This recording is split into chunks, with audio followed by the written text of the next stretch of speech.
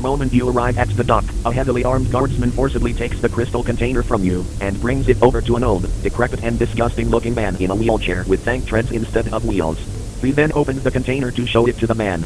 You don't quite hear what he says to the guard, as other guards are leading you into a locker room to get a new change of clothing. After putting on some civilian attire, you are escorted to a military vehicle.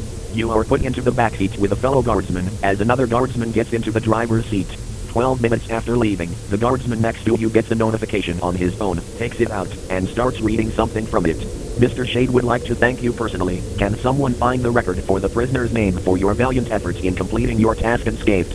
Your criminal record has been purged, and the money has been deposited into your bank account under the guise of reprimands for false imprisonment. A fake news story will be published shortly to clear your image in whichever community you originated from. He then puts his phone away, and says nothing for the remainder of the drive. After a few hours, the car arrives at Bagger Airport. The guardsman next to you begrudgingly hands his phone to you and says, "Plane tickets are on here. The password is..."